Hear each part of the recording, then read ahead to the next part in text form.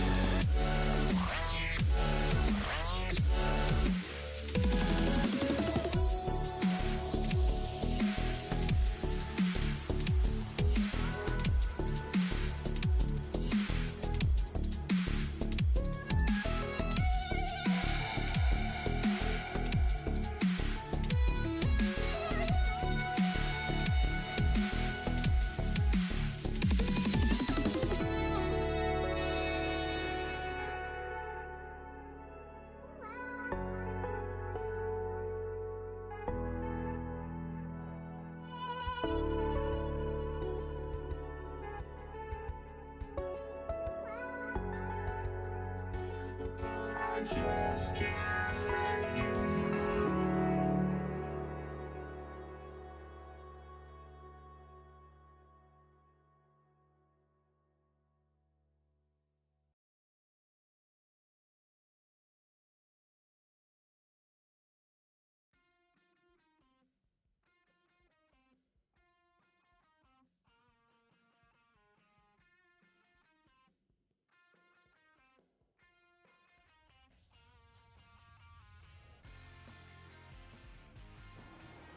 Hello and welcome to the DynamiXX Simracersworld GT Championship live on Apex Racing TV. We are here at Interlagos for round 4 of the season 3 of this championship. And I am Sam Fitzpatrick. Alongside me this evening is Marco Barbier.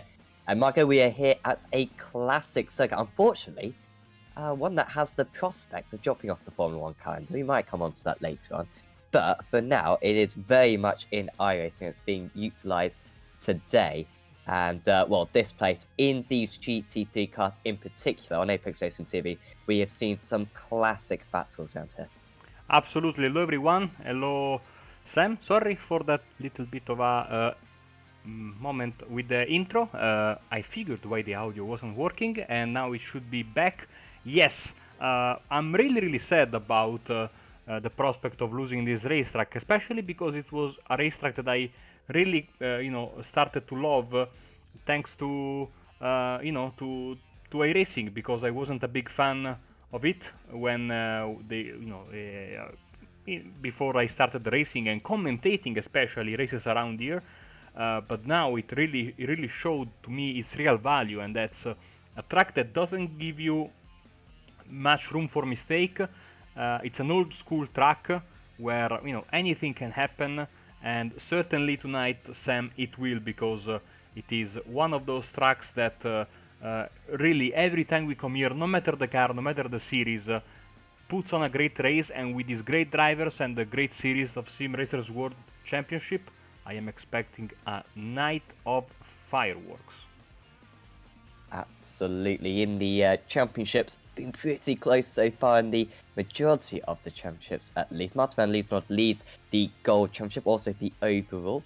He's ahead of Ifang Genekton, Marvin Amont, Lewis Ward, and Gregory Vranks. That's the top 5 in the gold championship. In the silver championship, Davey Witterbals, after missing round 1, has won rounds 2 and 3, so he takes a lead ahead of Nick Sherman's, Steve Clay's, Jeremy Hessel's, and Stephen DeWolf. Pretty much everyone in that silver category having a bad race. In fact, everyone in that top 5 having a no score so far in this season.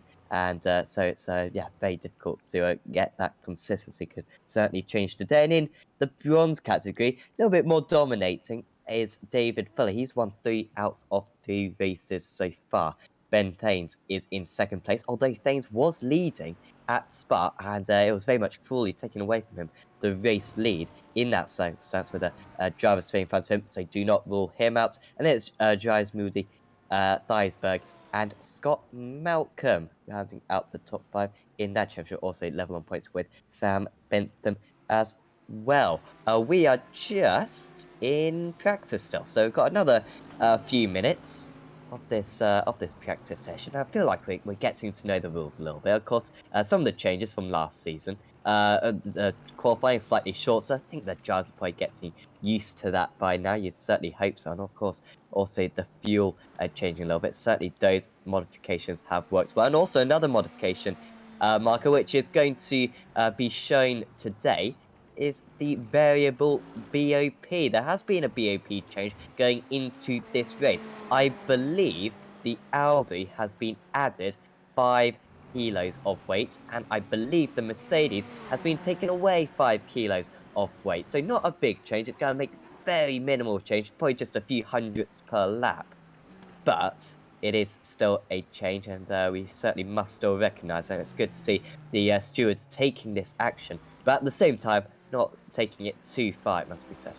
Yes, I had the list somewhere, then the audio chaos I just had at the beginning of the broadcast made me lose track of where I had it, but you are pretty much spot on, Sam. Of course, BOP changes never make drivers happy in real life, the same goes here. Oh, here it is, okay. So, yes, Audi +5, Mercedes -5, and that will be that at least. It will be reviewed after round 6, so this round and 2 more before another update of the balance of performance in the series, and we will see how it changes things. Right now, of course, in practice at least, Martin van Loozenhoorn is still your leader, and as you can see, he is driving a beautiful Audi. We have been we knew since basically the end of the previous round that we wouldn't have EF Van Genechten for this round. He's away for work, so for Martin van Loozenhoorn a good chance to put some more points on the board. Of course, we still have every driver has a 1 drop round, so no issues championship-wise. Of course, this also means for EF Van Genechten he cannot afford any bad result from now on in the season, because he already used his drop round tonight. Yeah, absolutely. And if Martin van Loozenhoorn can get 3 out of 4 victories at the start of the season, well, that would be a fantastic start for him. But anything can happen, especially around this very short circuit. I say very short, so it's a decent length circuit. We do go to plenty of kind of club circuits in this championship, which will make this place look like a super speedway, if anything.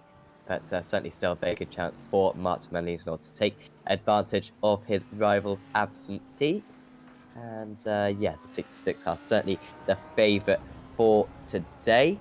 And in the silver category, I think it's going to be once again very interesting, Mark. And we always have this conundrum for the lead drivers. Do they fight with the silver drivers? And just looking at the practice running at the moment, looks like we've got a lots of silver drivers in amongst the top drivers. We've got Whitvold, Callender, De Wolf, and Sherman's all within the top 13 overall.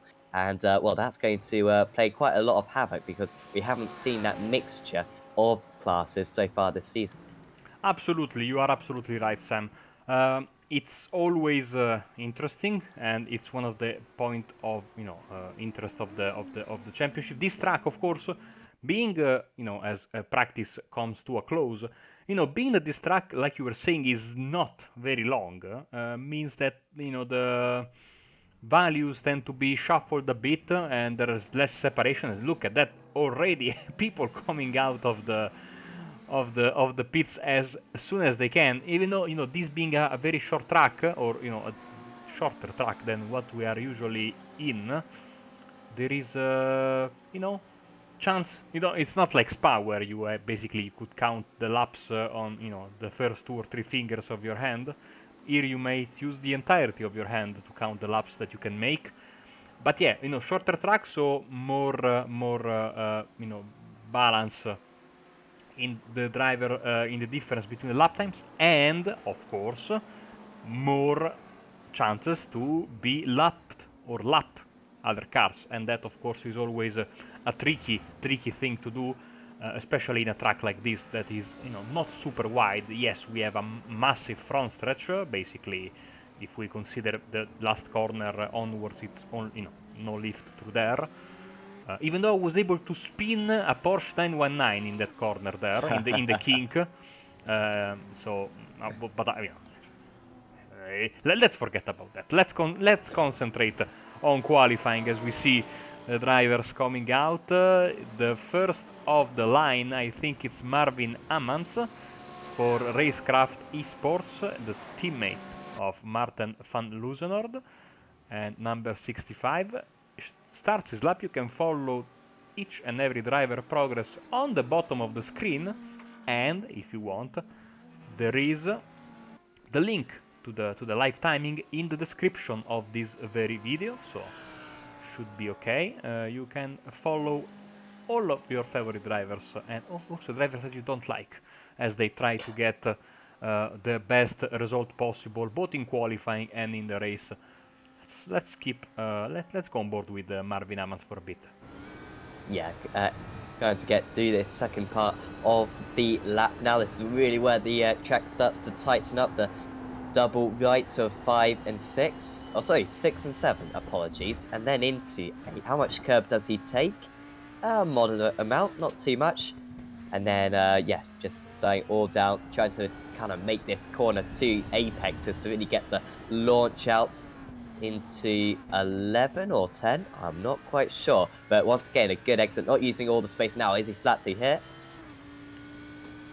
I think there may be a little bit of a lift on entry, but pretty much fixed. And then down this final corner, so difficult, so important, because the track really drops away on the curb. You don't really want to use the curb too much. And Mons, as we have seen a few times, I'd say so far this season, not driving the wheels off the car. He's very much within himself, but he is in third in the championship.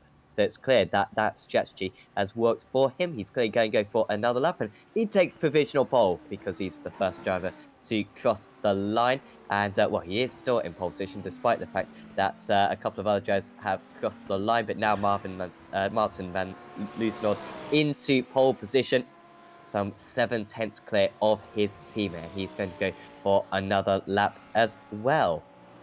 You know, I don't speak Portuguese, despite being, a language that has similarities to Italian. We have the same root, basically.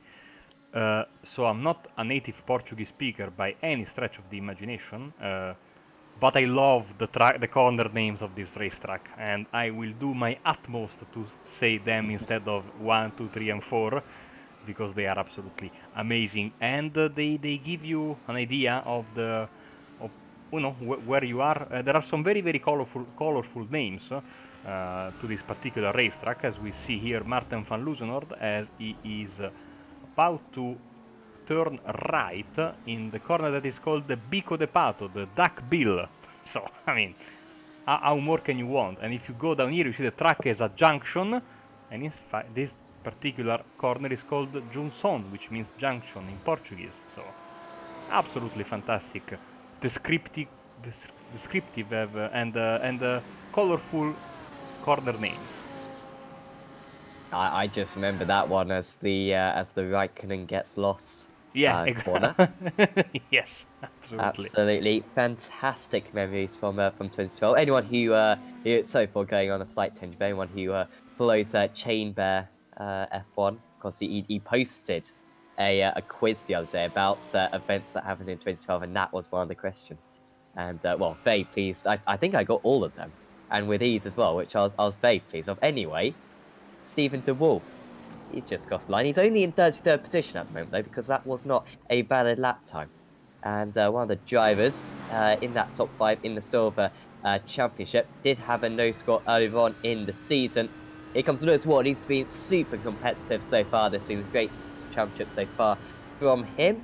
He just puts in a lap time, but it's a long way off, clearly. Had to back out. Unfortunately for him, he's in a little bit of traffic. Still 7/10 clear is Martin van Loosenord. Maybe he's going to extend that even further. Second sector was a purple sector. Sector 3 is, well, has he crossed Sector 3 already? I'm not quite sure. And Sector 4, a very good Sector 4, actually. It's not a personal best, but it's still going to be decent. And Martin van Loosenord certainly giving himself a chance of extending his lead. His lap time is probably good enough as it stands, but with 4 minutes to go, he is just getting faster and faster. Yes, and you can see very, very close, as close as you can get to that wall there.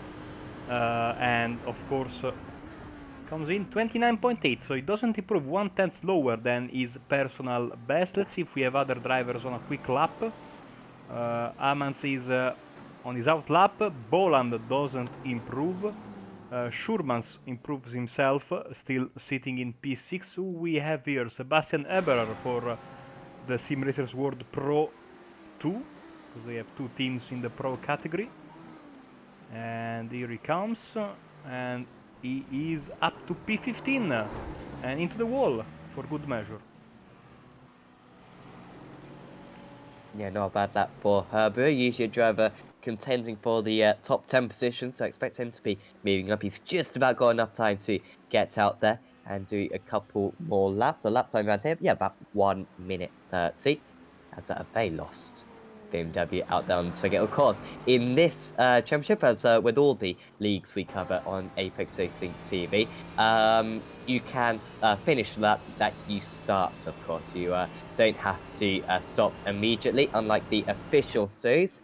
And so these drivers have a little bit more time. Chris Muretta, a little bit far down the order, currently in 18th. David Fuller, by the way, what a great job he's doing for a bronze driver, championship leader, obviously. But he's up in 12th position overall and just on an outlap seemingly right now. So, yeah, he's doing a terrific job, is the Team GB Esports driver.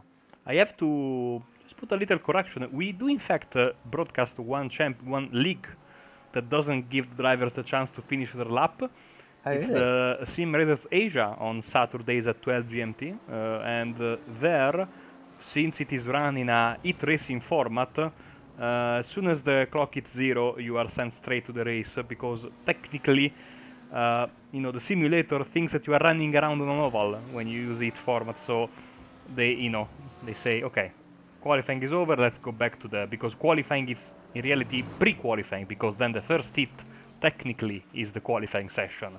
But of course, they use it in a very, very clever way, so to have race 1 and race 2 basically back to back, using the finishing order of race 1 as the starting order for race 2. A very interesting championship if you want to follow it. Saturdays at 12, and it's run with GT cars, and I'm told it's free, so if you want to, and it follows the the Le Mans Series calendar, so if you want to have a crack against some very, very good competition from the Far East, and not only that, I suggest you give a shot at the championship. They are very, very friendly, and it's always fun to race, Saturday at noon instead of, racing in the evenings, for those that don't have time. Yeah, so of course, do try at least to join this race because, well, the entry is pretty much maxed out.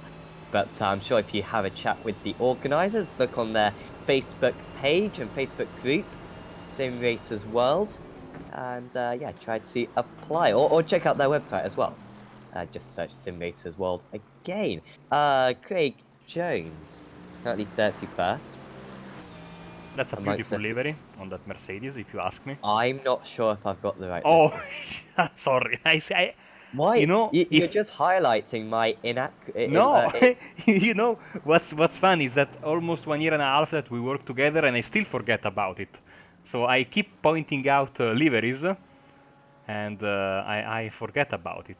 The one So- I saw, it was pink. Oh yeah, you have the right one then. Ah, nice one. Okay, I can't see much detail. Right? It's got a white stripe down the middle. No, then no. It's a military, okay. like camouflage pink. Oh, okay. Now I've got bright fluorescent pink. To be fair, still a big fan of the livery. But no, anyone who doesn't know, I don't usually download the livery packs.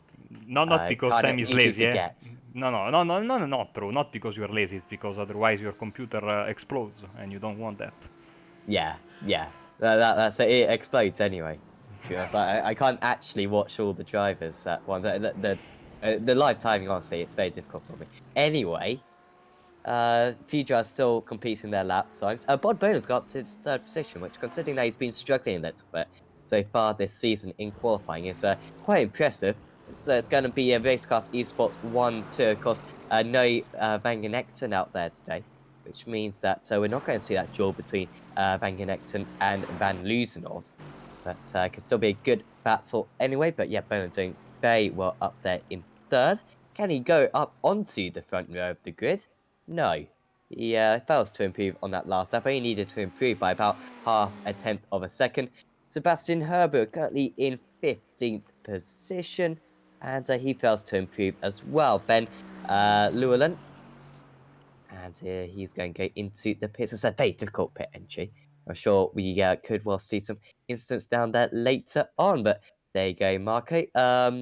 Bit of a changed up grid. I'd say for the first time this season, I think we've got a Mercedes qualifying in the top 5 on the grid. Yes, I think Bud Bolland will be ecstatic. He was really, at the forefront of, asking for a change in the balance of performance, and I think this is a step in the right direction. Of course, as it was said by the organizers, the Audi not only seems to be the best car, but also is driven by some fantastic drivers. So it makes it very, very tricky to get a good balance between, giving the drivers what they want, but also, taking into consideration the quality of the drivers driving a set car. But still, seems like a bit of a, renaissance for the Mercedes. It was so dominant with the BMW last season. And I think, yes, we are ready to give you the starting grid for this fourth round of the season. Yes, and it's Martin Van Loosenord on the pole position by 7/10 of a second over his teammate Marvin Amont. And then on the second row of the grid is Bod Burlett and Dion Phillips. Fifth is Lewis Ward with Nick Shermans alongside him, leader of the silver category. Ruben Van Buell starts in seventh with Ewan Marshall in eighth. And then it's Davey Witterbowles, second place in the silver dress, ninth overall.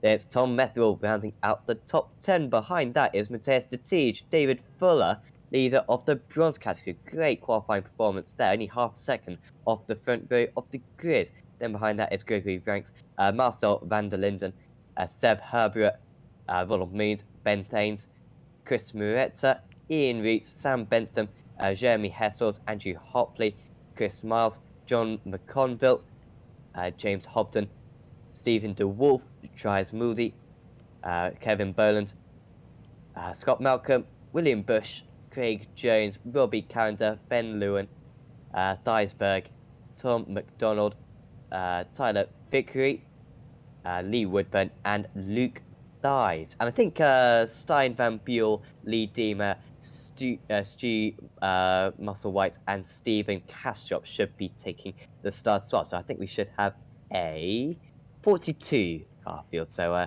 fantastic participation once again, and certainly expect that to maintain all the way through to round 12 of this championship. But for now, just are about to get underway for round 4. Yes, massive thanks to the organizers for also putting, race director instead of the name of the driver, so we don't get confused. I really needed that. Yes, because we tend to be very easily confused. Cars are rolling.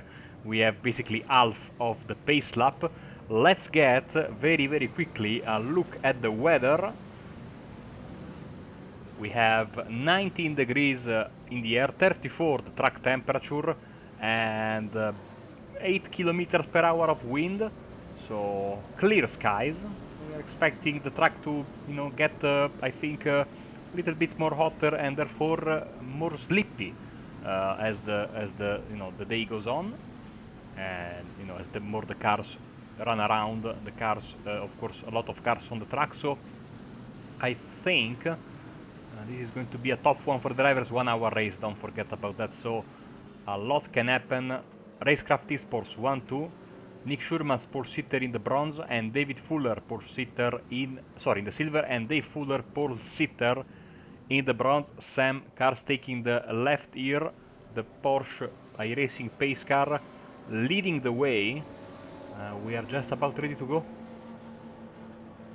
Yep, it's going to be Martin Van Loosenord, who took his third pole position of the season. Is he going to be able to convert it into a third race victory of the season? He's got his teammate Marvin Amont alongside him on the front row of the grid. The pace car is about to peel in here at Interlagos, round 4 of the DynamiXX Simracersworld GT Series. It's about to get underway. And away we go. Green flag is out. Are we going to see any issues going into turn 1? It's a good start from Van Liesnout, and Mott's having to go to the inside, trying to cover off Boland down the inside. There could be contact between the two, almost 3 wide. Going into turn 1, there is a little bit of rubbing amongst all of them. Boland nearly losing the car, and maybe even losing 3rd position as they go down the hill. Great start though for Van Liesnout. He's sprinting away from the rest of the field. Not too many changes from at least what I can see. And yeah, good start for the front runners. The Demon just dropping back, I believe. Yes, everyone, having a clean getaway. I think a couple of cars running wide, but that was the most that happened there. All 42 cars survived the first lap. Oh, sorry, the first few corners. And of course now it's a matter of getting in line, trying to get, your headset into the race and see what the future brings. Absolutely, really no changes in that top 6 then from the early stages. Here's Muret, so he's going to go off the circuit. And almost 3 wide, there could be problems as he joins back onto the circuit. That's Stephen de Wolf in the BMW just trying to get involved. Around the outside was Ronald Moons, and they should just about sort themselves out, but very nearly big contact between a few of them there. And we've got more chaos. Ben Thanes trying to go down the inside. That was a deep move. The BMW brakes helping him out in that situation. And now they'll start the climb up turn 13 onto the pit straights as well. And it's Bod Boland who's the driver who is under pressure right now from Dion Phillips. Down the inside goes Phillips. And this could be quite an easy move because Boland not defending too much, and he's going to lose that 3rd position. Usually a driver who is sprinting forwards after a poor qualifying, maybe the other way round today after a fantastic qualifying. He drops down into 4th in the early stages. Oh, we have some issues. The Wolf, Tains, I think, involved in a little bit of chaos. Let's see. So the Wolf is on the right, Tains is the red and black BMW. Oh, some contact there. I think the Wolf was okay in the end, so only a bit of contact there.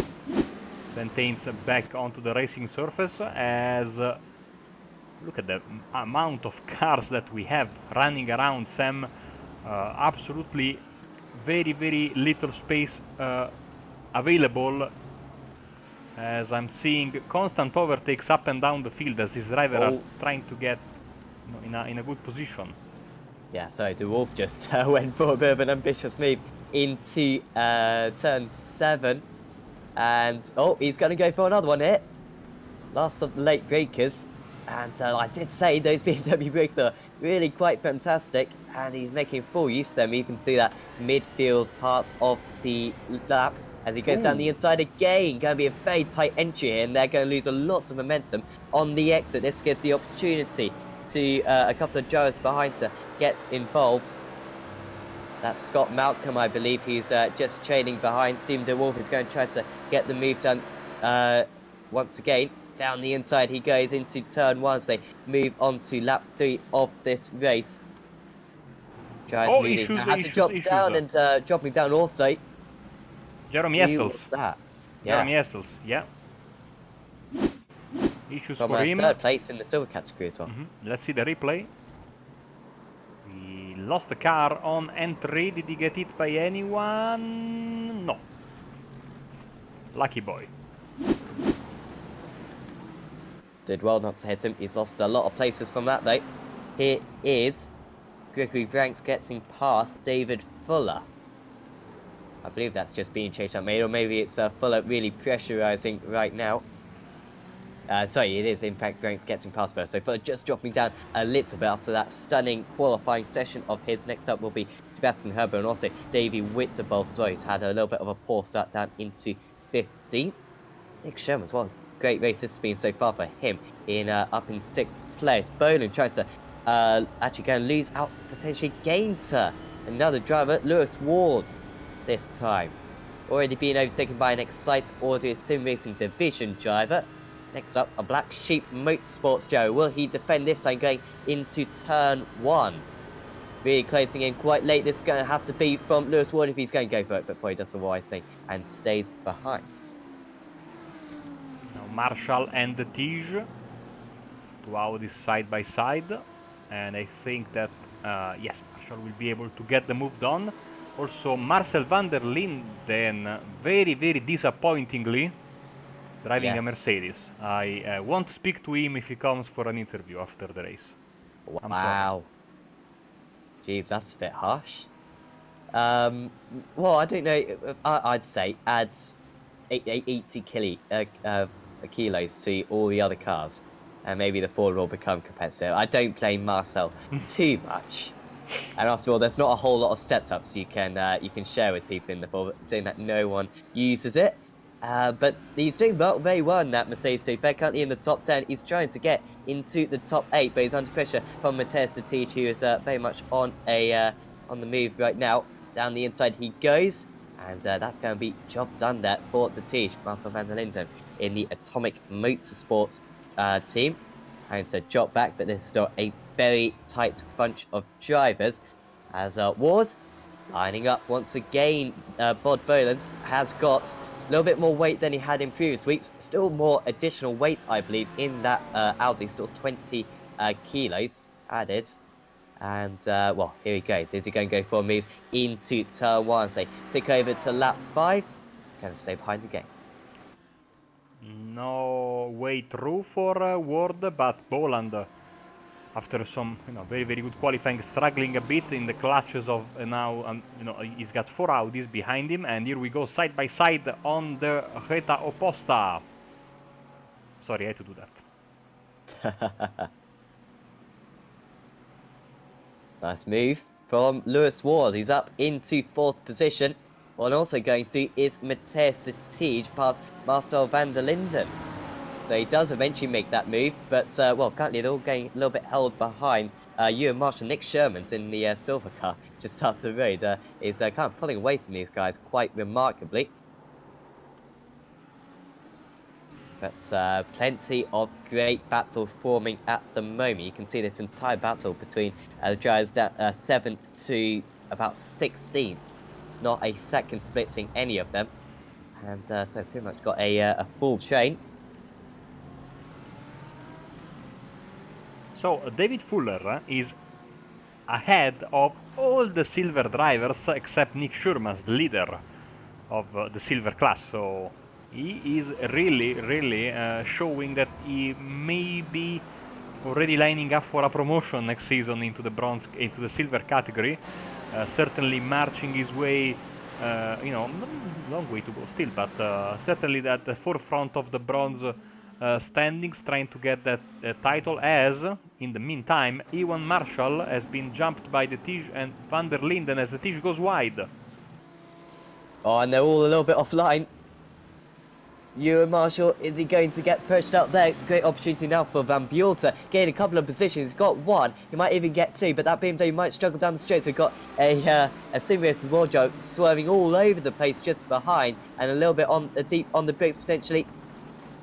Absolute craziness going on. Marshall's going to lose another position potentially to ranks. Van Buel did well there. So he did Metherol just ahead as going side by side now. Marshall having to defend to the inside. Usually the inside line is a big advantage because not only have you got the inside around these 2 cars, you also got the inside for this next corner as well. But, well, de Tige certainly isn't listening to me right now. But Marshall just about pulls ahead. So that was ranks trying to get the move done. And Fuller fighting it out with Eberer. Got past and passed back again. David Whittables is behind them. Meantime, we might have, like I was saying, a battle brewing for 2nd place because Marvin Amans has been going backwards and Dion Phillips has been moving forwards after the start of the race. With the Excite Audio Sim Racing Division driver looking like he could really put some pressure on the Racecraft Esports number 65 car of Amans. Yeah, they're 6 seconds off the leader, so you'd expect these guys to race pretty hard. They're not going to lose any time to the leader. Of course, it would invite Ward and Boland into this battle. But I feel as though Amont's probably going to want this one quite bad. He's already had a couple of podiums so far this season. He's been Mr. Consistent.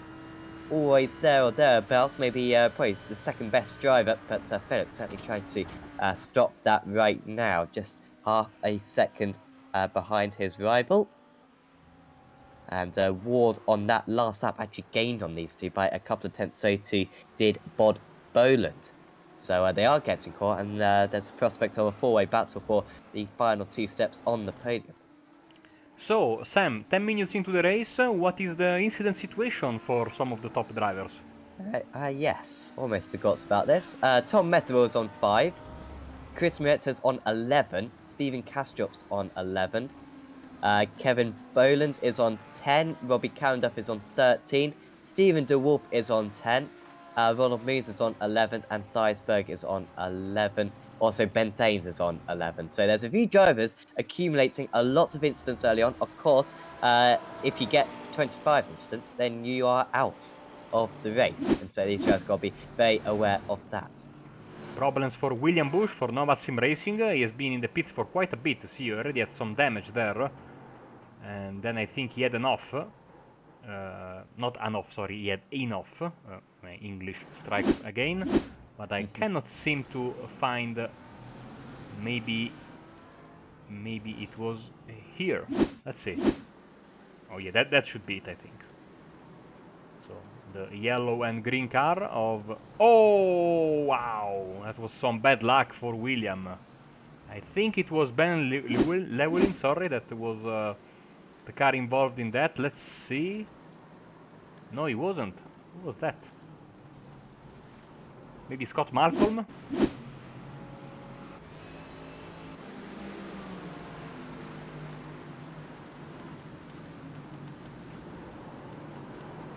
Oh yeah, it was Scott Malcolm, ironically after defending on Bush's teammate. Well, that was some massive bad luck there for William, and he's sitting in the pits, and he will, I think, be out of contention for significant points, as also, while we were watching the replay, Chris Miles had an issue. Yep, and this is what happened to Mars. He's got two cars on the inside. I'm a little bit worried he's going to be sideswiped here, and, well, that's what has happened. Not sure who that was. I think it was Sam Bentham. You would be right, seemingly. So, Bentham here. I've said a few times, BMW brakes are fantastic. That they're not that good, though, and he completely locked them. Yeah, there is also a little bit of an issue, because despite different cars and different liveries, these two are teammates. So right. we had a contact between the two Meraki drivers, Moretta and I think it was Opley, earlier in the race, and Moretta got some damage, and now the two Team GB teammates are basically both into the wall. So these tracks always provide some chaos. I'm sure the teammates don't necessarily want to get into each other's way, but that was a very strange one. I mean, the two Meraki drivers, it was the chaos of the first lap, completely understandable.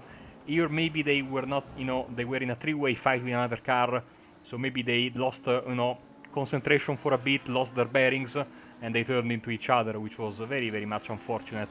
And I think the driver that got the worst of it, no, they are both in the pits for repair, so very, very bad luck for the both of them. As we have a very, very slow McLaren in Luke Ties. Or very quick no, I think it's a quick McLaren. Yeah, well, he's just overtaken a driver. Apologies, Kevin Boland. That was Kevin Boland, you are right. As Amongst under pressure again, Phillips is really in range this time. Going right up to the concrete wall. There's no way on the inside there. And as long as you've got the inside here, you've got a massive advantage. It's tough to go all the way around the outside. But, well, nearly does it there. Does Dion Phillips. And Amongst just about pulls ahead. Has a slightly better line through turn 2. But you can see now Ward and Boland are within a second of these guys. And certainly going to become a four-way battle. Maybe even Nick Sherman's only further 2.5 seconds behind. These guys keep on fighting. We could have an almighty battle. Maybe even throw in Marcel van der Linden, who's already up 7 places. Notoriously fantastic in the races, despite not being so good in qualifying. We certainly found that out at Laguna Seca. Or was it, I think it was looking second, wasn't it? Where he went from 16th to 4th or something in a quite remarkable drive. David Fuller still holding his own. We've actually got the leader of the bronze category fighting the leader of, second place in the silver category. Fuller versus Witterballs. And once again, we're finding this conundrum for David Fuller. Does he fight with these guys when he just needs to accumulate the points? I'm sure he's going to give it all he's got, especially considering that he's been so imperious so far this championship against his bronze rivals. And a great opportunity at maybe even a top 10 result if a couple of things happen to the cars ahead. As Van der Linden gets past Shermans, so he's up to P6 after. This is what I like about Marcel.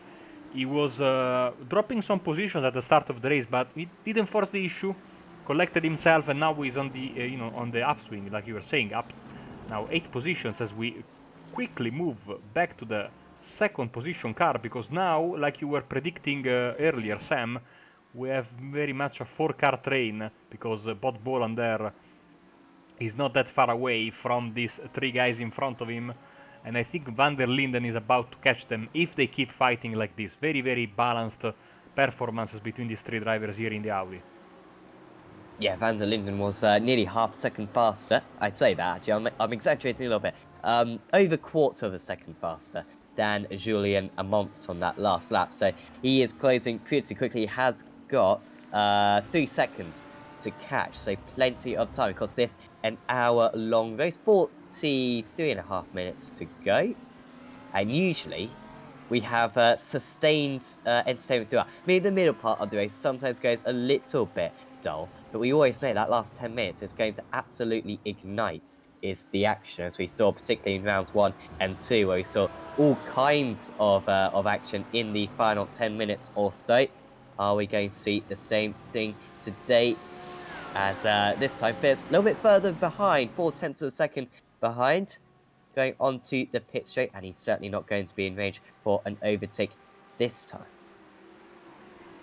Lap 12 starting right now for these drivers, as the 3 Audis are followed very closely by the 2 Mercedes. Well, one of them is following closely, the other one is of course Van der Linden, is trying to close the gap. Once again, he was quicker than the cars in front of him, but for the time being, seems like these 3/4 guys will, play it safe for a bit, as we have had an issue for Ben Llewellyn. Let's see what happened to him, to the orange Mercedes there. Atomic Motorsport misses the corner there, and I think he had enough. Yes, seemingly was sporting some damage from earlier, and he towed back to the pits. That will be it for his race. Shame to see that, but we've still got plenty of runners left in this race. Giles Moody currently maintained that 27th place from where he started, but he's trying to stop that now because he's trying to get past James Hobden. On the outside, 2 by 2 they go. And they've all got to be very courteous to one another in this situation. Almost contact between the Mercedes and the Audi. And almost the BMW getting involved as well. Good braking there from Berg not to get involved in that one. And Hobden doing a good job at the moment of defending the spots for 26th, 27th and 28th in this race, I believe. And the 3rd place in bronze class right now. Between these 3 guys, with Stuart Musselwhite uncharacteristically a bit behind, where we usually see it's up him. To 17 places though. Yes, I'm sure he, he's very much on the upswing, and he has, 43 minutes more or less to make up for the positions he wants to keep gaining. Let's move back to these guys here, as the gap ebbs and flows. So let's switch also here to Metherell and Ruben Van Buell fighting for the 8th spot in the overall standings. Yeah, this could be double trouble for Van Buell, because not only has he got Metherell behind, he's also got Marshall, Team Muraki Racing, AMG and R8 drivers respectively. And so it's going to be tough to keep those guys behind, but it is ever so close currently amongst these drivers. You'd be hard pushed to pick a driver who's going to finish in 7th place in this race. Sherman's just dropping back into this, guys, a little bit. So expect if Van Buren can just keep this position, he should be able to catch up to Sherman's, and maybe we'll have the opportunity to overtake Sherman's and maybe make a break from the rest of this field. But you can see ever so close, plenty of Simracersworld drivers involved in this one. Sebastian Herber a little bit detached actually from this battle right now. You can just see him in the background there in his Ferrari, but could well get involved. Of course, we expect the pit stops around the 40 to 45-minute mark. I believe the fuel consumption here at Interlagos is quite high as Ronald Means and Andrew Hopley go at battle. Means down the inside into turn 1, and he'll make that one easy enough. Let's see if Opley is able to get the position back, as these two are swapping positions lately. Let's see how this one goes. Of course, Moon's silver and Opley are gold driver. Bentain's behind them, is second in the bronze class. In the meantime, Moser White now up to P27. He went by Thijs van der Berg and Dries Mujti. So 2 more positions gained, trying to climb the ranks in the overall standings. Seems like Opley is waiting a bit and trying to get a better chance to go past Roland Moons, driver for Race Masters Esports, formerly of Simortal, which now has taken an hiatus from racing, but they still produce their fantastic diecast models. Absolutely, and I saw actually one of the models. I will just I'll go back to that actually, because Strategic is going past Marshall. That is an overtake there from Matthias Strategic, trying to defend against Marshall. He gets to the outside. Side maybe was open, but probably best for him to just stick behind now and wait to catch the drivers ahead. Of course, the announcement of the Audi RS3 LMS, of course, joining iRacing, and or Simortal will be producing the RS3. So if you want a 1 to 12 model, I think it is. I believe it's about 100. I think it's 80 quid, and then a 1 to 18 model, I believe, is 120 quid, which is absolutely amazing. Apparently, it's going to have like you can open the doors and stuff. It's absolutely super, fantastic quality, and you can have a livery of your choice. Yes, that's the big selling point of those fantastic models. Not only they are beautiful, but you can also have your iRacing car in a real diecast model, and we had that as a prize a couple of seasons ago for the Porsche, for the Carrera Cup of BSR, if you remember. Also, I'm hearing in the background some rumblings about maybe a Sunday series coming back from BSR, and I will imagine they will be very, very happy to put their hands on the new TCR Audi when it comes out. Absolutely. As to the outside goes Ward, trying to get the move done on Phillips. Now, this is the danger for them. If they keep on doing this, they might drop back from a month. Van der Linden now 2 seconds behind these guys. He is catching, as down the inside there goes Ruben Van Buren. That's a very important move, because now Van Buren has the opportunity to drop the likes of Methyl and the Siege. Sherman's just doesn't really have the pace of these guys. Fantastic qualifying from him, but so far in this race, he's not quite had the same pace, but, well, maybe he'll be able to keep up with these drivers now that he's got the slipstream, so it's easier to follow than be chased, of course. Phillips still ahead of Ward. But Ward knocking on the door, looks to the inside. Again, you can really go for a move into any one of these corners, potentially, because the entries can often kind of widen out. It's very difficult to defend, particularly this one, as Marshall and Sherman's... Oh, Sherman's had an issue then. So he's dropped 5 places, I believe, in just this lap. See what happened to him.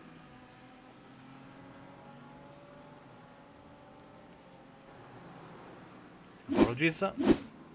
Looking for Nick Schurman. Here we go. So maybe some contact here, or a mistake. He was passed by all the cars you see in the shot. He went really wide there. No, it's not teammates again, is it? No, he just went a bit wide, and that was that.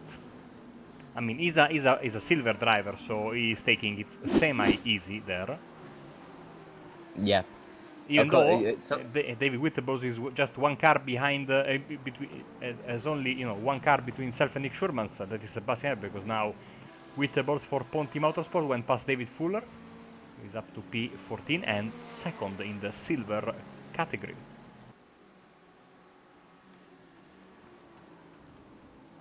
yeah, Sherman's. It may be an advantage for Sherman's to have a few more cars in between him and his main rival, which was, as you were saying, now only one car between them. There was about 10 cars between them, but now it's down to just the one. And so Sherman's looking to get his second race victory of the season as Van Buell. And to half defend against Metal, didn't really get that breakaway that maybe I was thinking that he could have exploited. And once again, this battle between Jazz down from 7th all the way back to Sherman's in 12th positions, very difficult to call. We are about, well, they could come into the pits if they wanted to at this point, but you doubt these Jazz really would want to, seeing that they'd have to carry around some extra fuel for the next 15 minutes or so. But certainly within the next 15 minutes, we're going to see the pit stops really starting. Yes, I think that drivers are waiting a bit to pull the trigger on the pit stops. So far, especially those who are in the draft, are making a nice job of saving some fuel.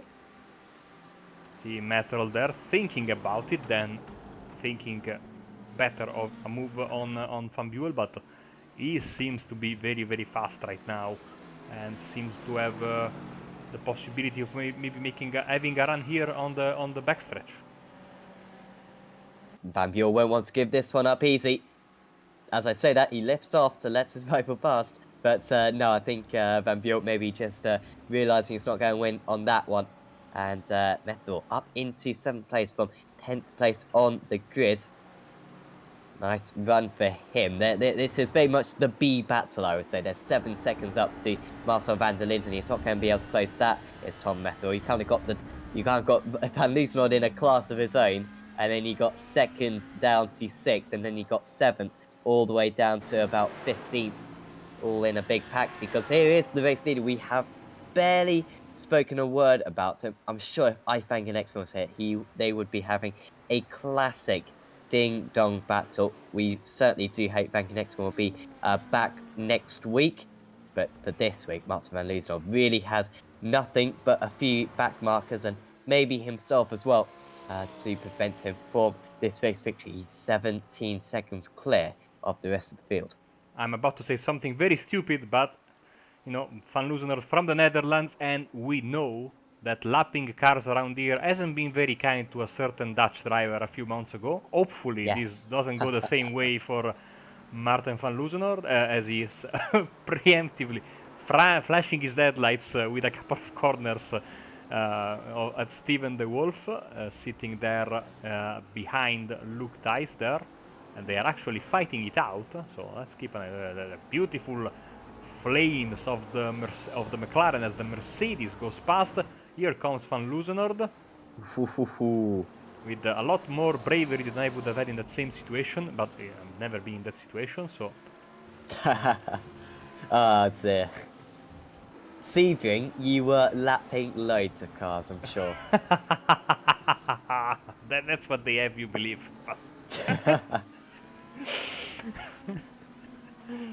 Okay, let's concentrate a bit on this fight. Oh, by the way, my teammate for Sebring asked me if we want to do, if I want to, make a big comeback for Le Mans, and I'm seriously thinking about it, but we cannot be only the two of us, so we need to find equally crazy drivers to share the load with us, because, Oh, Stein Van Buell had an issue.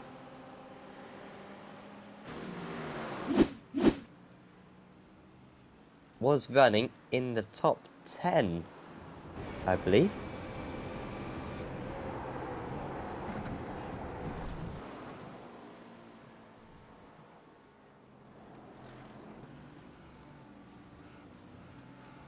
That is very strange, unless he had some contact earlier, but I didn't.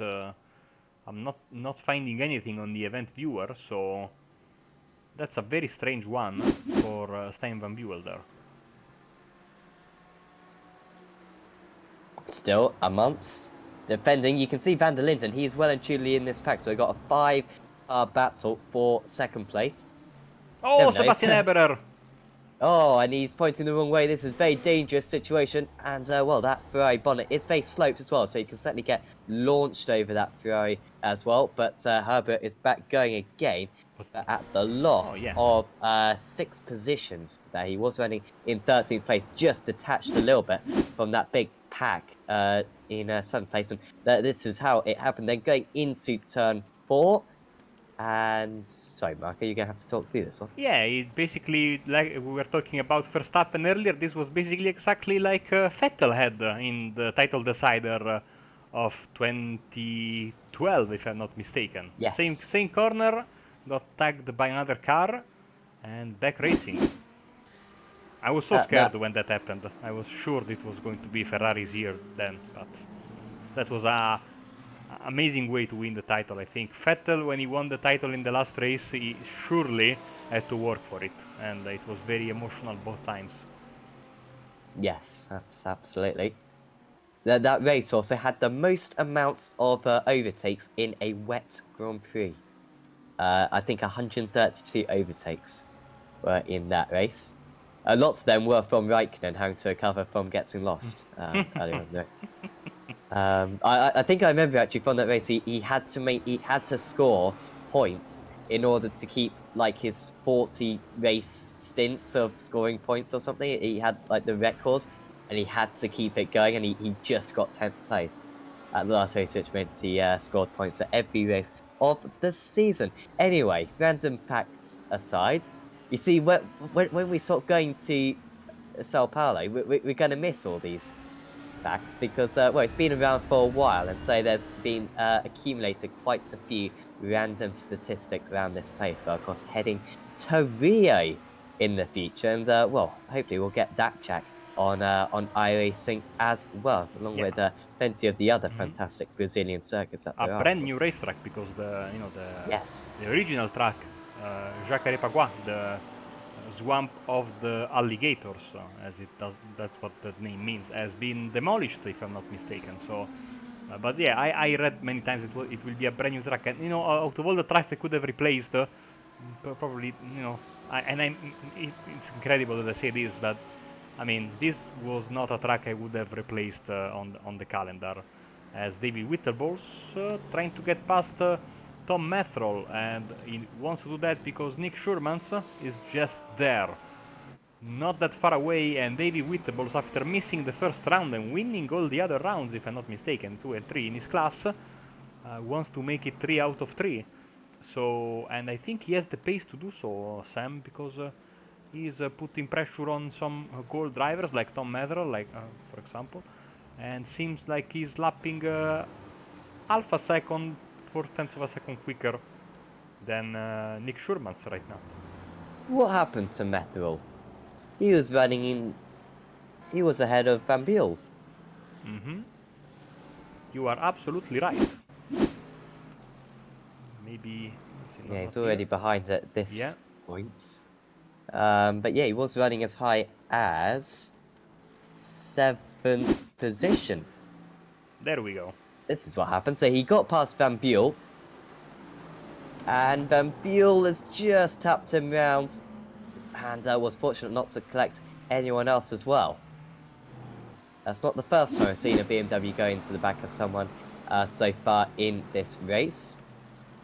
And Methrol then down into 12th position and holding up David Whittleball a little bit. As Van Buel is into the pits now, Ruben, of the Ruben variety. As here we go, Phillips having to defend once again from Ward. Nice run out of turn 3 for Ward. He's going to have to go all the way around the outside now. You can so easily just get pushed off the circuit in this situation. He picks up a 1x. We'll have a bit of an update on that once all the pit stops are sorted out. And Phillips doing a fantastic job at the moment of defending. Van der Linden just at the back of this pack. Now, if you are Van der Linden, Marco, surely you would come into the pits in this situation. You don't want to have to overtake all these guys on track. You want to do it the slightly sneaky way of undercutting all of them. Yeah, I mean, he could really, I mean, he has a car that now gives him the chance to finish on the podium, as much as I love the Ford, but, you know, that's the harsh reality as now on the inside of Bob Boland, and he makes it stick. So, nice move there from Van der Linden. I think we've had an issue for Craig Jones, who already had some issues, who didn't have an issue, sorry. He was having a decent race, and now he's towed back to the pits. So let's see what happened here. Oh, wow, Ooh, clipped the grass. wow. And no way to stop the car, especially when you have ABS. So you can, you know, press the pedal as much as you want. The car is not going to stop. And sadly, that's what just happened as they, the 2, 3, 4, 5, and 6th place are going past. I think that should be Luke Tice, yes. Amar's having to defend right to the inside. Phillips going to the outside. What can Ward do just behind? Good braking there from Amosby. Could be under pressure from the cutback. As long as he keeps the inside potentially for turn 6, he should be okay. And Petty's okay through 5 as well. Once again, Ward really looking either way. He's looking for the fastest line. And now he's going to go for the fastest line. And now he's going to make contact and potentially round his Phillips. Ward has lost it. And now big contact with Boland as well. 3 of the 5 drivers who are in that battle with contact. And it's left Van der Linden up into 3rd place. Boland has got some big is going to damage. have to retire just as he did at Donington earlier on in the season with a late crash. He's once again going to lose the possibility of a podium, and he'll be outraged by that. His steering is done. Absolutely disaster. Absolute disaster for all of these guys. Let's see it once again.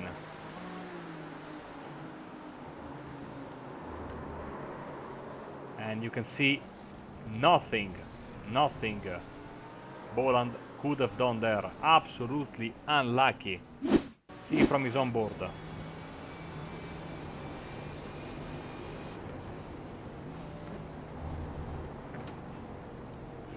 Yeah, no chance whatsoever. And you can see the amount of damage straight away for Bob Boland. It's a shame because that battle was heating up so well with just over 20 minutes to go in this race. It was good whilst it lasted. We've still got Amons and Van der Linden fighting one another, with Phillips not too much damage as well. These two came away with no damage from all of that. Phillips did get some damage, and Ward now under pressure from the Tej. So really only Boland there with terminal damage. And Van der Linden, 11 places gained, yes, with also a bit of luck, but also skill to avoid the cars that were crashing in front of him. Like I said, took it easy at the start. He didn't force the issue when drivers were passing him.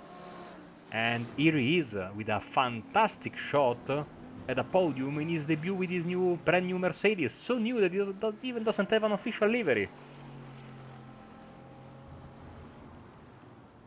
And the same goes for our colleague Tyler Vickery, who is retired now, sadly, but was driving with a brand new Mercedes as well. That also without an official livery. I'm sure a familiar face has joined the session. Ivan Ginecton. I will check to see. I assume he's spotting for someone.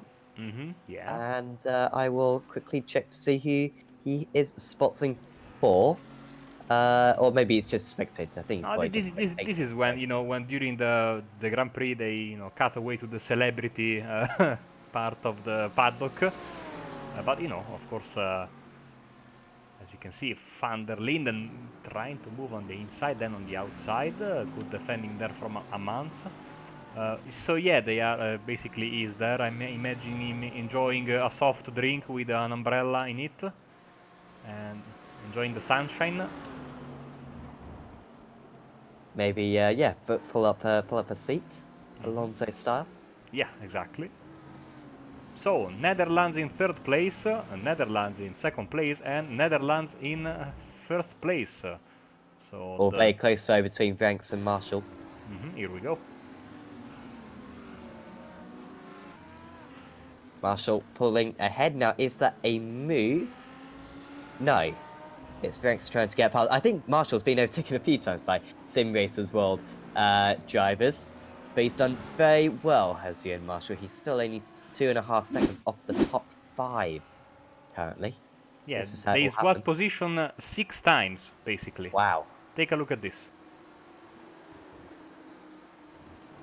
According to our live timing, so they were side by side and more side by side. Every time one goes ahead, of course, it counts as a change of position. But still, they are absolutely in a big fight, and once again on the front stretch, here they go.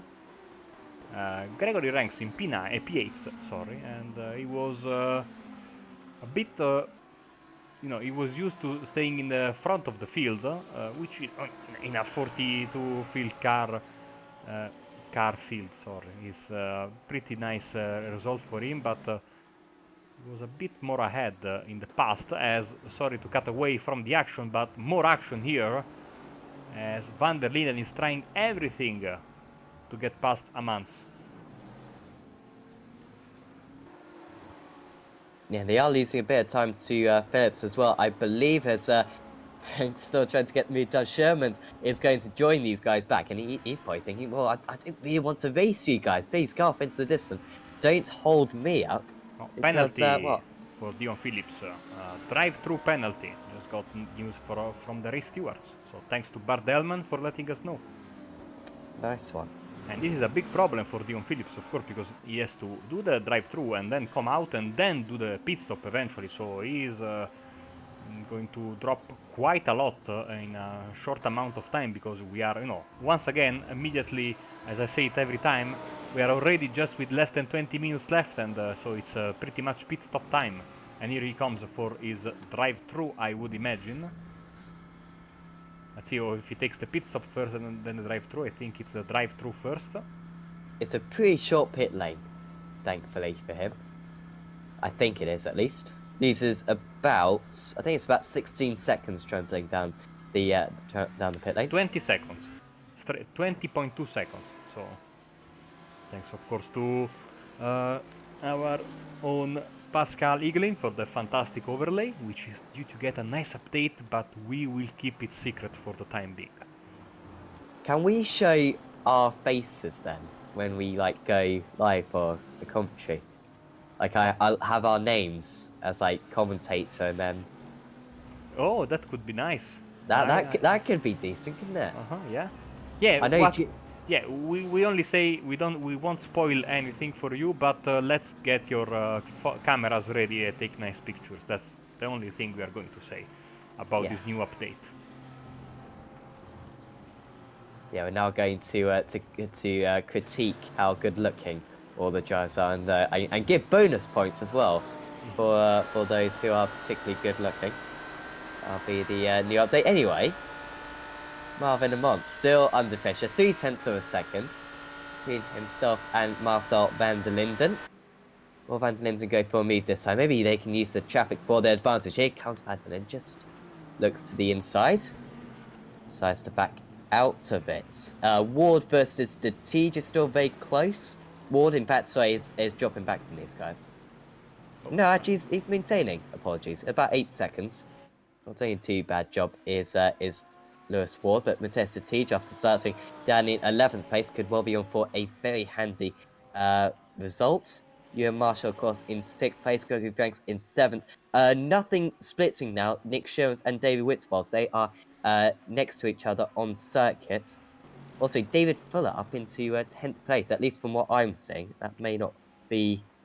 Yeah, that is correct, because of all the pit stops that are going on. Yes, Tom Metherell, Dion Phillips, Sebastian Ebrer are in, and some of them are already coming out. So Dion Phillips has a big mountain to climb now. Stuart Musselwhite is in as well. Nice camera shot areas. We can see the cars going through.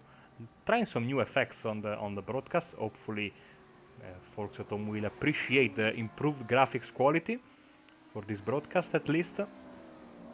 Oh, by the way, I don't know if you read the new upcoming, some of the new changes coming to iRacing in the next build, and apparently we are getting new and improved headlights for the race cars. Nice one. which is going Yeah, to I think be... he did mention that before. I think we were talking about night racing and how they're improving that Yeah, a little bit. that was a rumor. That was not a rumor, but Oh, okay. a sneak peek that was a little bit of a tidbit told by one of the developers. But two days ago they made a proper post. And they said that night racing, the night lights will improve on the race car, will be made more powerful and more useful, and it's going to be a much welcome addition, as there will be green-white checkers on the ovals, which is a Yes. fantastic I news don't know for... how it's taken them.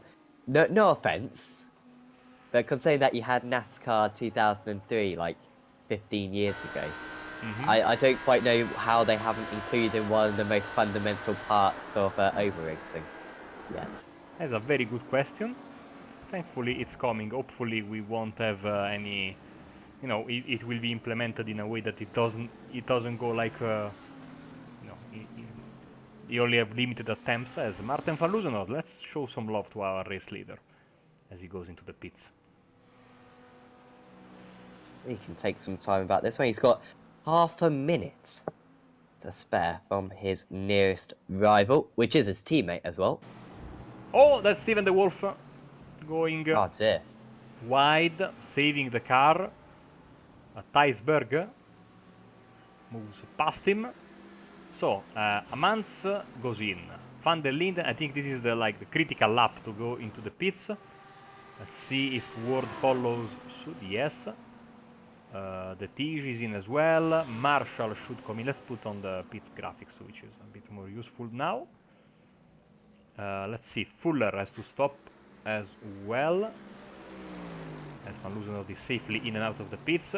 Moretta, so very, very fast. Hopefully he can stop the car in time. Then we have Essels, Moons, and Dimmer, the last three cars to stop. 1, 2, and 3. Oh, we also have James Upton. He hasn't stopped. So if he comes in, I think it's official that this is the lap where everyone has to come in, basically. Otherwise, they will have to pick it up around the racetrack because they would be out of fuel. So let's see. Van der Linden has come out in front of Marvin Amans.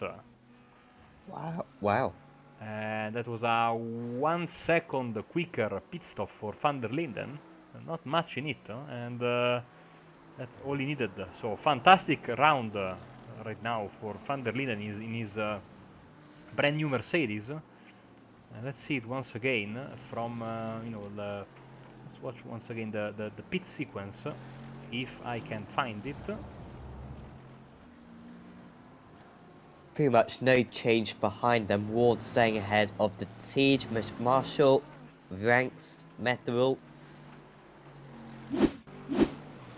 and Van Buell staying ahead of Whitball as well. Sherman's still the leader of the silver drivers. So this is what happened then. Amans into the pit. They may be taking a little bit more of a risk. Was Marcel van der Linden maybe closing in a little bit.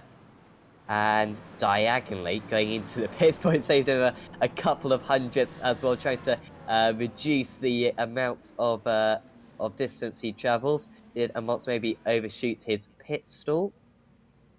No. No. It seemed good, didn't it? And he can cut that cone as well on the inside. I wonder if he takes quite a... Oh, just couldn't get underway, could he? Yeah, I think he should have disengaged the traction control maybe. If you don't do that, the car has a little bit of hesitation. And that could be the decisive move for second place. So Marcel van der Linden enjoying a nice run for Atomic Motorsport. Obden actually went one lap longer than anyone else, and he is in right now for his pit stop. But apart from that, everyone is in. 11 minutes are left in this race. And let's see the final fireworks that we have been used to by these drivers in this series. Let's see the battles on track right now. Lewis Ward and the Tige are very close to each other. Same goes for Essels and Moons, as now there's Ruben Van Buell between Nick Shermans and Davey Whittables. Where is Dion Phillips? P19. So mountain to climb and not a lot of time to climb said mountain. Yeah, the gaps between the majority of the field is quite small. Yeah, I think there's only about 20 seconds separating about a second down to about 16th. It's all very close. And just due to that, unfortunately, Phillips was really lost out after that drive through. Here's Ronald Moons. This is the battle for 15th position, trying to keep Jeremy Hessels behind. Could be a good result actually for Moons, a podium position on the table. Of course, Sherman's leading the way in the silver category. He's got Van Buell behind him, and he's now only 1 second ahead of Davy Whitwells. This is a big round for Nick Sherman. Wants to outscore Davy Whitwells after taking pole position as well for Sherman's. And if he can win this one, it would be a big stop to Whitwell's recent domination after winning the last 2 rounds in the championship.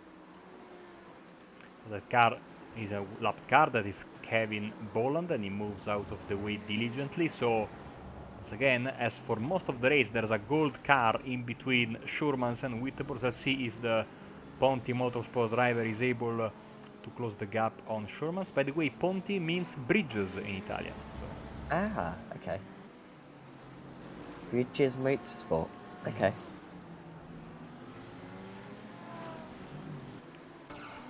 Also, Ward and the T are very close. But let's stay a bit on the on the silver driver, and behind them it's David Fuller, who is enjoying quite. Let's give you the roundup on the classes as we usually do.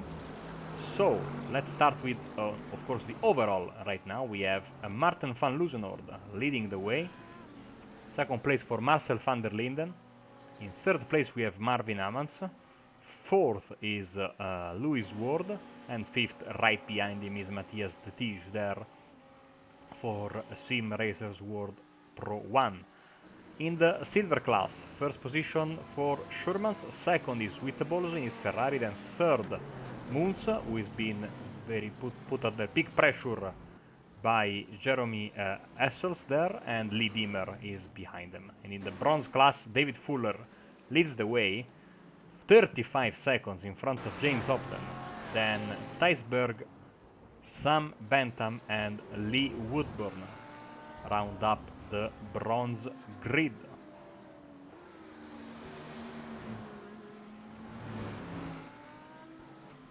Yep, so plenty of Joe still going out here. Only a handful of retirements. Only I think about 7 retirements so far in this race. So great to see the attrition rate pretty good in this race, along with well, throughout the championship has been pretty good as well. This battle could get interesting because, of course, Moons, Hessels, Herbera, Diemer, and then behind that is Phillips. Phillips is 10 seconds behind Moons. And well, he would desperately like to finish in that top 15. He needs to score points. He needs to finish in the top 10 out of the gold drivers. Currently 10th place in the gold drivers is Chris Moretta. So I'm not sure if that's going to happen because there's about 16 seconds between the two of them, with only 6 or 7 minutes to go in this race. But I'm sure he'd like to score a few overall points as well. Here comes Roots, and he's under pressure from Moons. To the outside goes Ronald Means.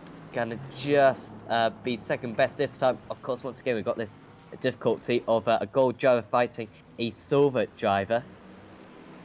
Along with Hessels as well, of course. And certainly does need to weigh up the decisions here, does Ronald Means. Does he really want to get this position done, or does he want to hold on to third place? Almost going into the back of his rival through turn 4. Too close for comfort, I would say, and Essels, who made a mistake coming out of the Senna S, now it's back on Moon's tail, as we are 5 minutes and a bit away from the end of the race. The Tige and Ward, apologies, still very close. Theisberg here, being the meat in a silver sandwich, the Wolf and Karendorf. And of course, Sam Bentham there has been able to, come back. after his troubles earlier, and now sits in third in the silver class.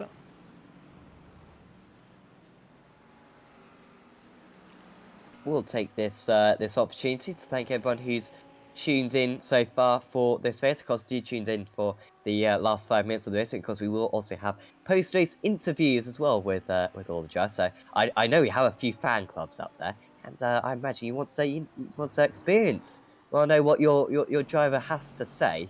So certainly do stick around. We'll probably have a few interviews at the end, and certainly if you haven't already, give the video a like. And subscribe to the YouTube channel, subscribe to the Twitch channel as well, and also like our Facebook page as well.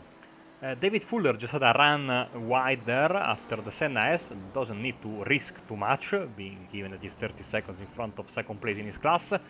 Whittable's desperately trying to get past Van Buell.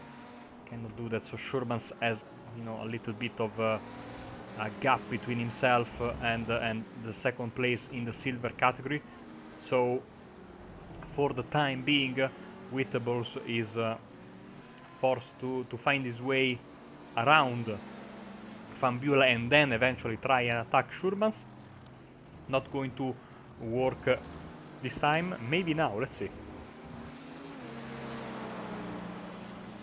Yeah, up the inside goes Whittables, and that Ferrari grunt really helping, lifting off in the end goes Whittables, and David Whittables, lifting off was Van Buell. Whittables up into 9th place overall, still in 2nd place in the silver category, and he's got 2 seconds to catch up to Nick Sherman. Still possible, he's going to push him to the limit. We saw how a driver earlier on the season, Steve Clays, made a mistake in the closing stages at Donington at round 1 of the championship. That gave Sherman's the race victory on that day. Maybe Whittables will be able to push Sherman's this time into a mistake. Drivers who have got incidents. We haven't really talked about this since near the start. It's not too much of an issue here at Interlagos. So you got that turn 4, which you can pick up a few rounds, but on the most part, it's not too bad. Drivers who have got disqualified already. Ben Thane's got disqualified relatively recently, and also Stephen Kastroff, who got disqualified a while ago. So clearly was not too fussed by those incidents. Other drivers which are close. Tom Metherall is on 22. Andrew Hopley is on 23. Chris Moretz is on 22. And anyone else? Dyersberg is on 22. And that's pretty much it. So those are the drivers who are in a bit of trouble. Also, Sam Bentham is on 20, so he could be a little bit on the cusp. Just to keep an eye out on drivers, maybe driving a little bit strangely in these close stages, because of course a few of those drivers, if they pick up 4x, they are out of the race and will potentially not be scoring any points. So it's a lot to lose. Once again, this part, Ian Roots, by the way, hasn't scored a point so far this season in the Golf Championship. I think he's finished in 11th or 12th in that gold category every single time, because he seemed to be pretty consistent. Today, it looks like he's going to once again finish in 11th place, which is absolutely rotten luck for him. He's going to miss out on the points by 6 seconds, at least in the overall standings, picking up a few good points. For moves under pressure from Jeremy House as this for the last spot on the rostrum. As Martin 2 more laps. 2 more laps, yeah. Just going to force 2 laps. That could be difficult for some of the drivers, Marco, because maybe not everyone predicted to have 2 more laps, especially considering how much faster Van Nieuwenhof has been than everyone else. Yeah, exactly. One of those weird white flags. Let's see if it will catch some drivers unawares, as Ronald Moons desperately trying to get past Roots, but also under pressure from Essels for that all-important silver podium. So we'll keep an eye on Van Loosenord, as on the inside there is Essels trying to get the best of Moons. And some contact. Oh, that's a save. Nice save there from the BMW driver. And Essels moves into third of his class. Oh, there it goes down the inside. Is Herbie, but he couldn't quite get the power down. Now the BMW is by far the weakest car down the straight, so he might be under pressure from Herbie at this time into the slipstream. Goes the Ferrari driver, and look how much overspeed he has got. No defense whatsoever put up by Oh, Hess. Moose is in the Almost, pits. oh yeah, moves us into the pits, running out of fuel seemingly right at the end of this race. And Hessels is going to lose out, but he won't care because he's now ahead of Roland Mees by quite a comfortable margin. Also promotes Lee Deemer up into 4th position in the silver category. We've got 10, 9, 8, 7. It's going to have another lap. Here's Martin Van Liesenoord, very much a parade lap now for him to complete. These guys still got nearly 2 laps to go, which could cause some issues with the fuel that Let's keep they an eye on put in the earlier on. timing then, timing screen, and see if we see any car dropping.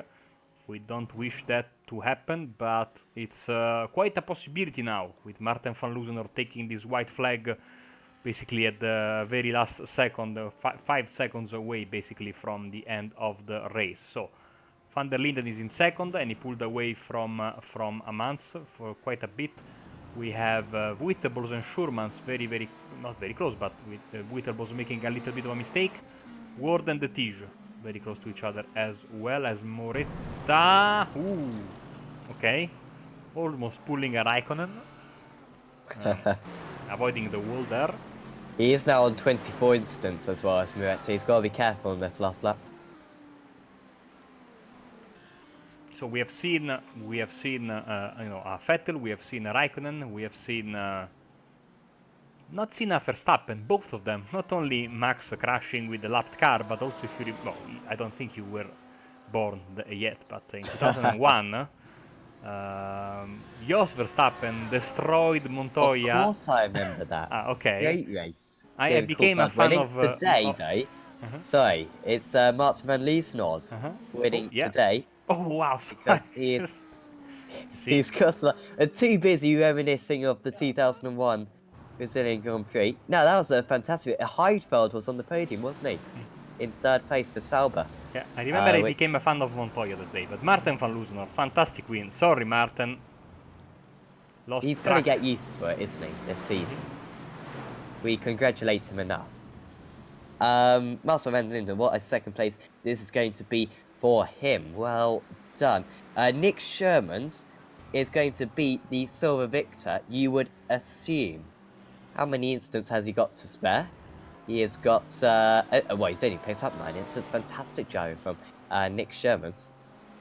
Also, a driver who's got none is Owen Middleton. That's pretty didn't start. Anyway, Nick Sherman's is going to beat his rival Davey Wittebols by 2.5 seconds. That silver category really heating up in the championship.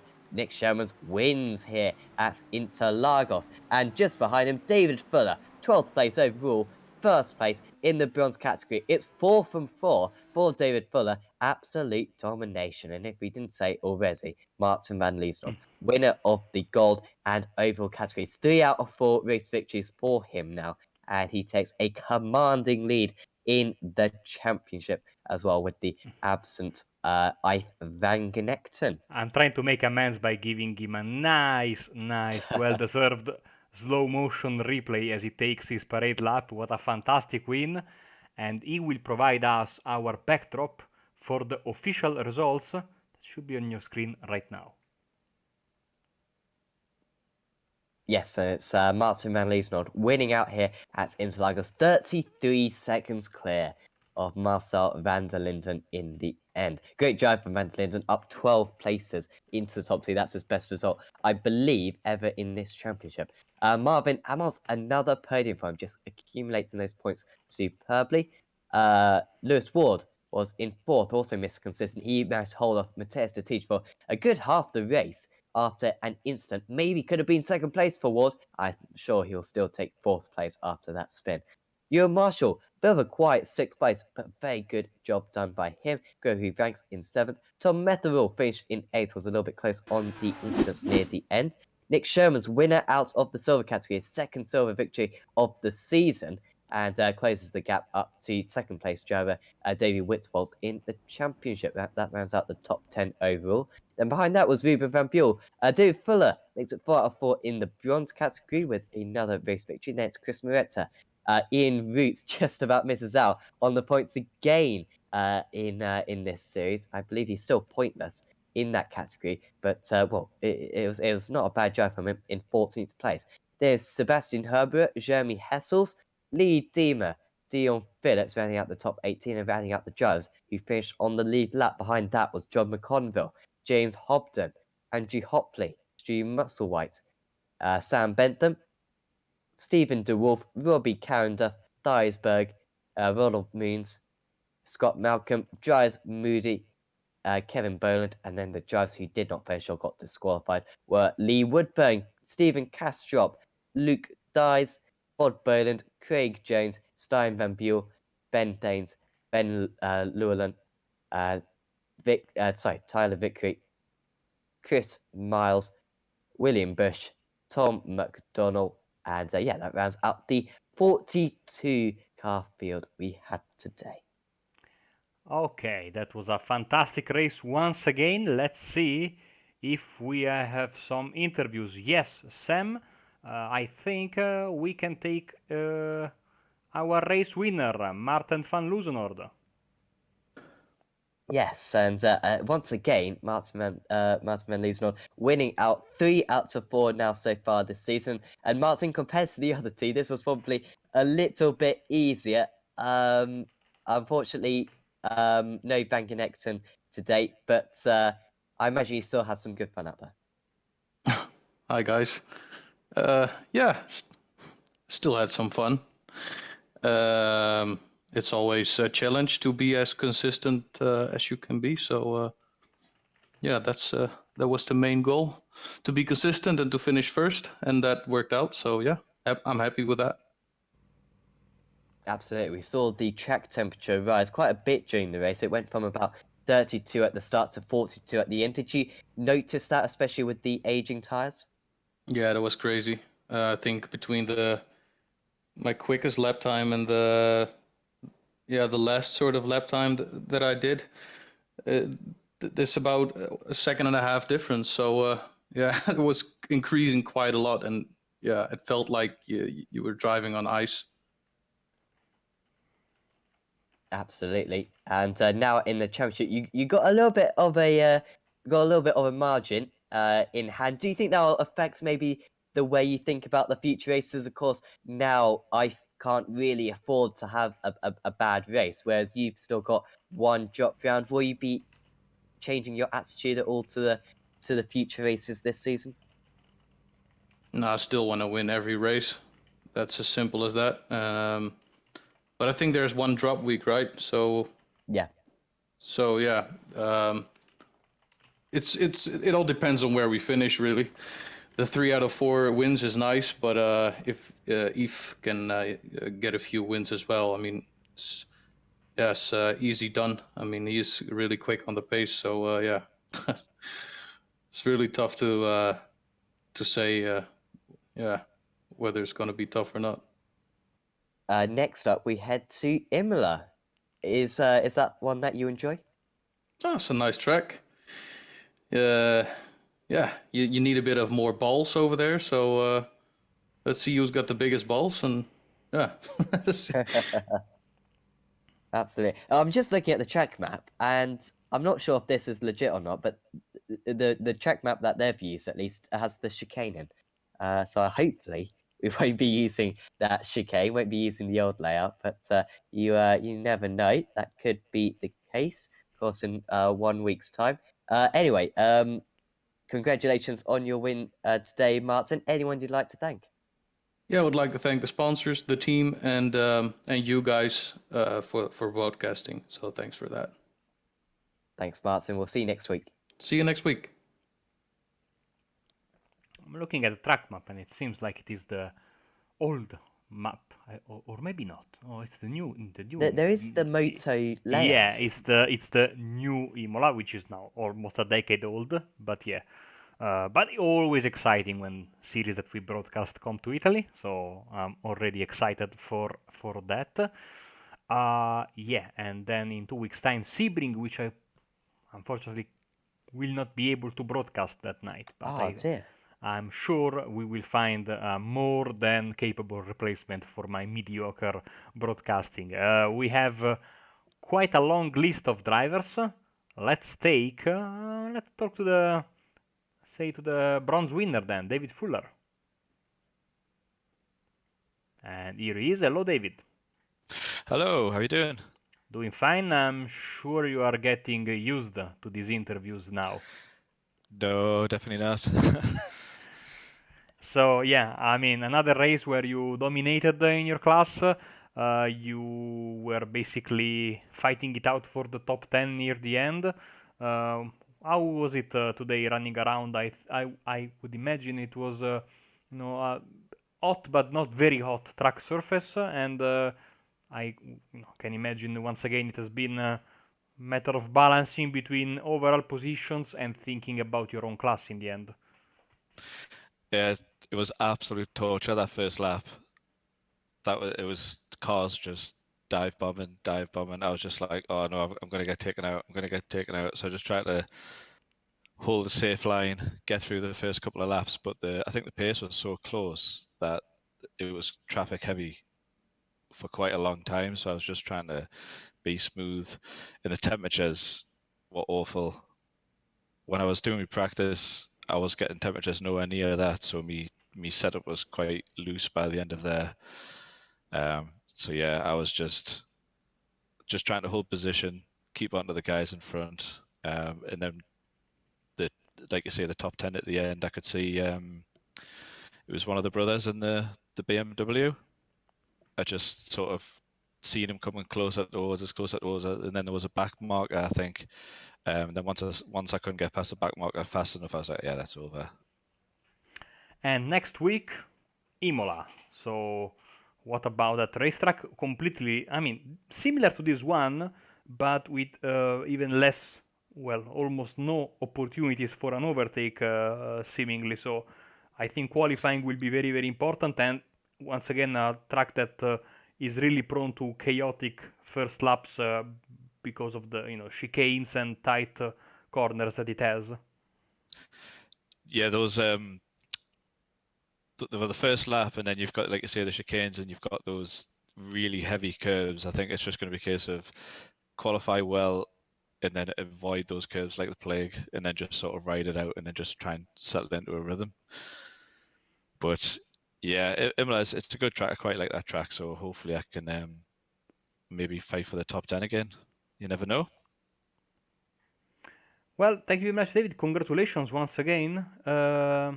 Before we let you go, anyone you'd like to thank?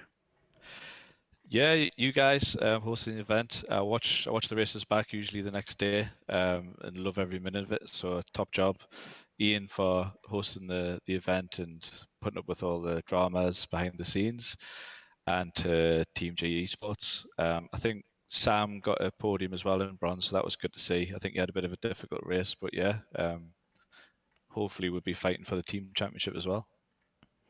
Thank you very much once again, David. Catch you next week then. See you next week, hopefully. And that was David Fuller, winner in the bronze class once again. Sam, who are we going to take for the next interview? Well, he always comes in to have an interview, and I think we're always quite harsh on him that we don't give him an interview. So we're going to invite Scott Malcolm up into the commentary box, and Scott, well done out there. That was a 28th place finish, more solid points in that bronze category. Yeah, it was. It was interesting race tonight. I reckon I could have got a bit better than 28th, but I had a wee kind of I went a wee bit wide at one con and kind of spun it, so I lost a few places there. We saw some differences in the amounts of weights added to the cars for this race. Did you notice any differences? Yeah, I noticed a difference in the Merc tonight. You know, it felt a lot more faster, felt a lot more raceable. Yeah, I was quite happy with my pace tonight. Yeah, absolutely. And just looking forward to the rest of the championship. Do you have any aim in the championship? Are you aiming for maybe a top 5, maybe even a top 3 in the championship, or are you just taking it race by race?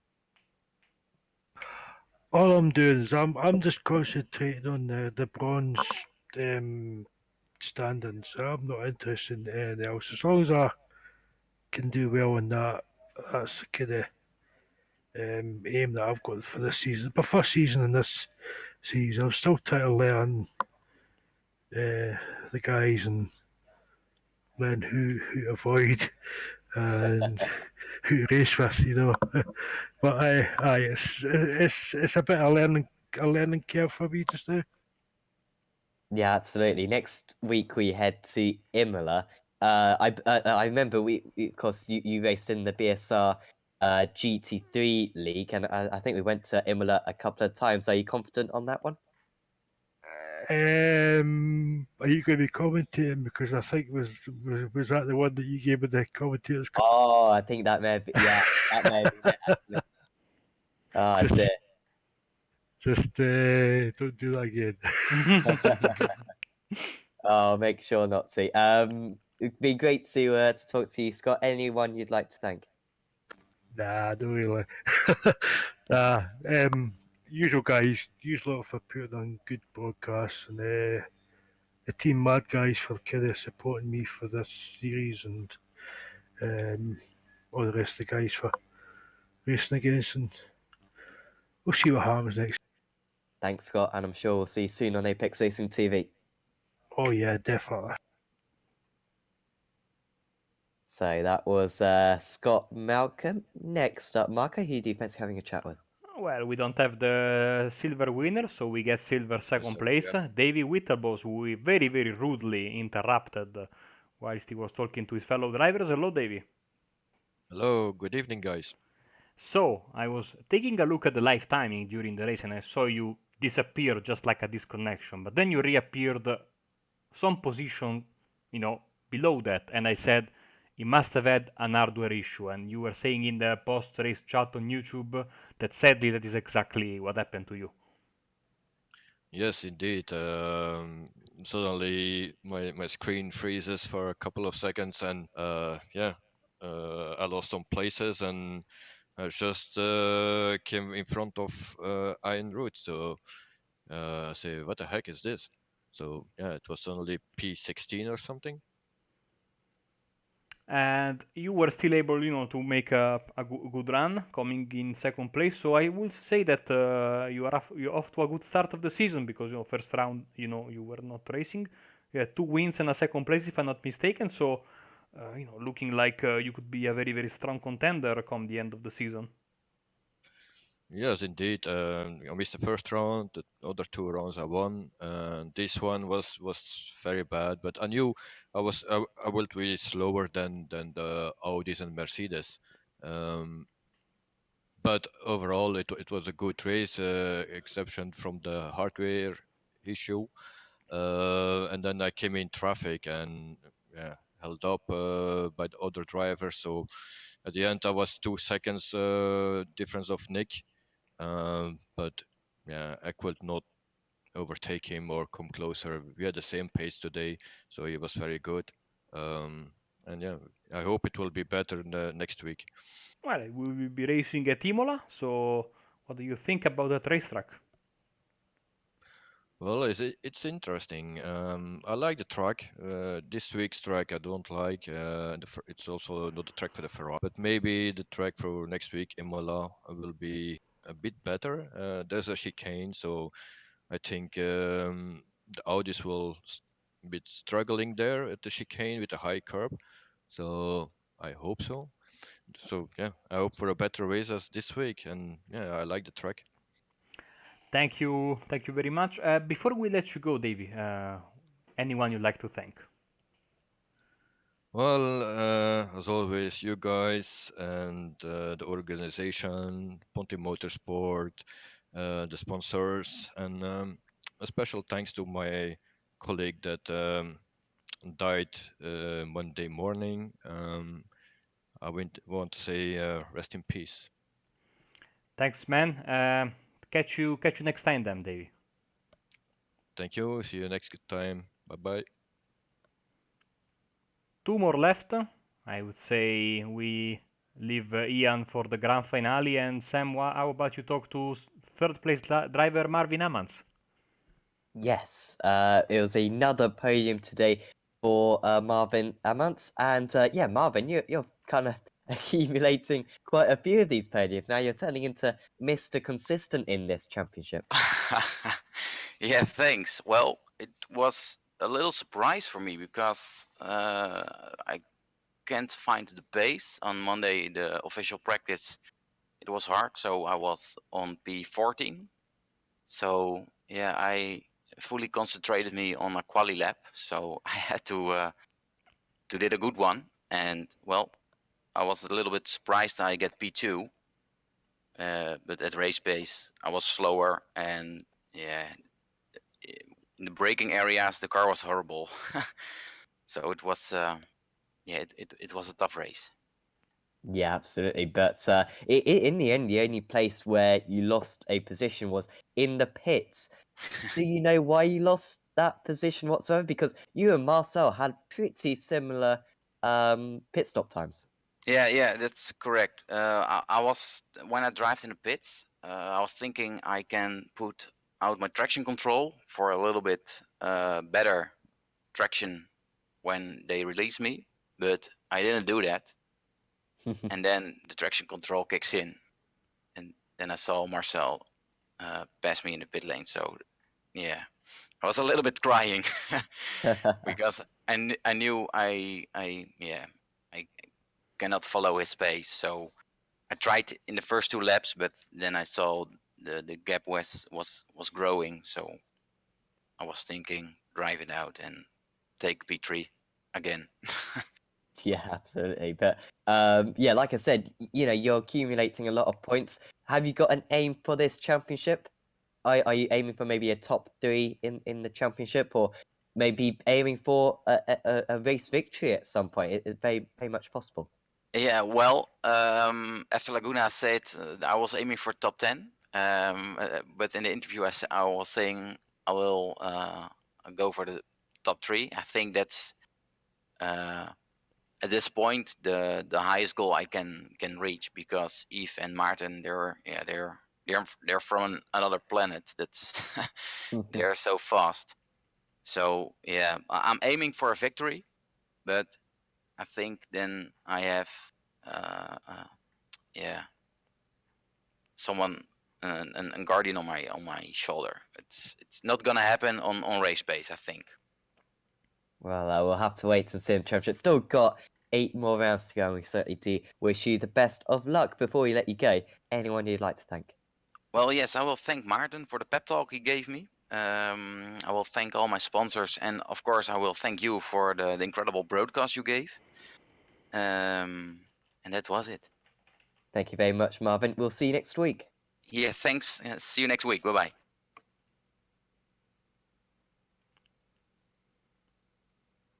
So that was Marvin Amants. And oh dear. Now we got 2 Yeah, I think people we here. can get, since Bart is a race official and Ian Roots is the league organizers. I'd say we take them both up here Great and idea. talk about them about how the race has gone. So let's bring them up. 1 and 2. No, not me. I'm a steward. Okay. Evening, guys. I thought he was coming here, Eloian, to talk to us about some, race control decisions. So I said, No, I think what happened. He just popped in to explain what was going on and what was under review. So yeah, so I don't think he expected you to drag him in. Okay, so Ian, another nice race for you. Oh man, 12 or 13 in the end. I'm looking frantically for you. Yeah, P30, 14. 14. Okay, I was keep 14. giving you bonus points. Here you are. And of course, that's the driving side for you. The organizing side, I have to say, it was another fantastic race, and this track was really a good choice. It always provides for some fantastic racing, and today was no different. I'm glad you guys enjoyed it because that's tough. That's the first time we've been to that track in 4 seasons. We've been avoiding it for a reason, and I don't think we'll be going back there anytime soon. It's you don't get any rest there. It's a constant 1 hour there is tough. There's no time to relax. Even the straight isn't very straight. And yeah, I had a good race. I didn't have too bad a race. I managed to escape the a few of the guys at the start and go up the inside on turn one. Quite lucky there, really, I think. But no, I had a pretty good race. Bit of a scare when Seb was facing the wrong way. At one point in front of me in the Ferrari, my teammate, and managed to avoid him as well. But no, really enjoyable race. But my tyres were gone at the end. There was a bit of a debate about next week in Imola because on the website the track map shows the version with the chicane. Are we going to use that or the long straight from the Rivazza corner to the first Yeah, corner? no, I think that was possibly my error. No, it would be the standard Imola without the chicane, with the long straight. So yeah, Imola next week. It's going to be another warm track. Italy in May is going to be quite high temperatures. Well, Um, yeah, on that so on that on that on that matter, I was talking to Sam earlier. We just had I think the 15th straight day of rain here, and I have my apartment. The heat is full power since this morning, and it's still so freaking cold.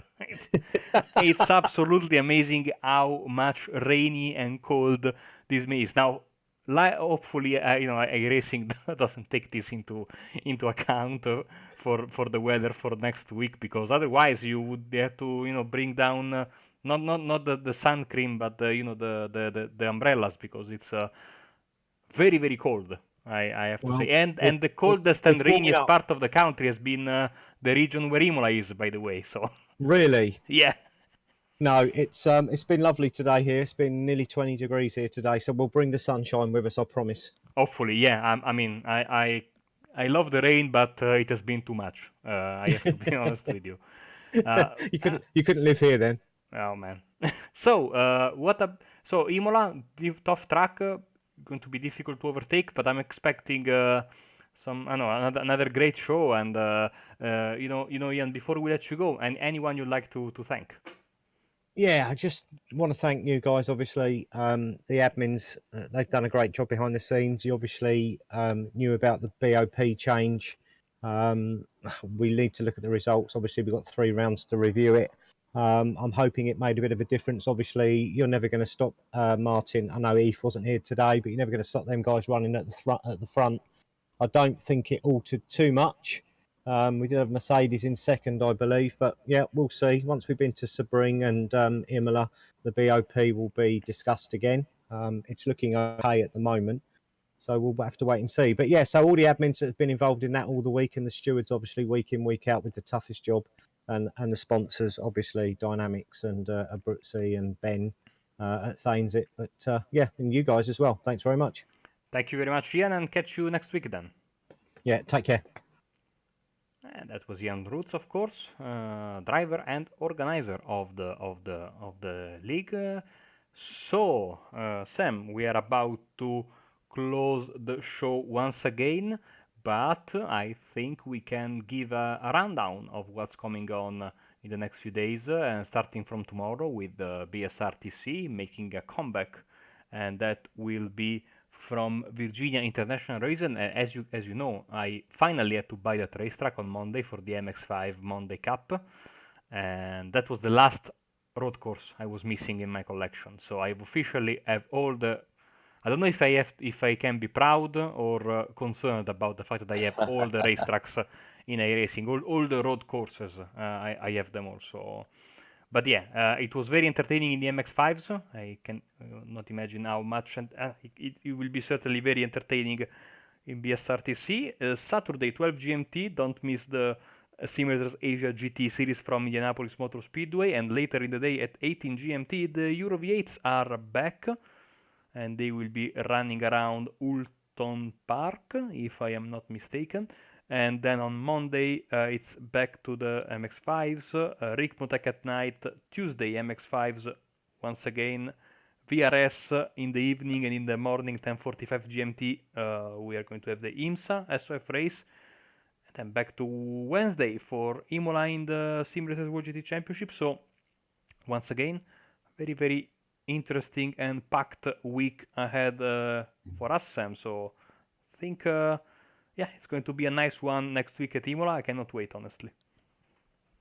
Yes, absolutely. Imola, a classic circuit, and I'm sure we're going to see some fantastic racing there in 7 days' time. Of course, if you haven't already, please like this video and also subscribe to our YouTube channel, follow our Twitch page, and also like our Facebook page as well. But I think that pretty much rounds us off for this evening. So thank you for tuning in, and for me and from Marco, we'll say goodbye, and we'll see you next time.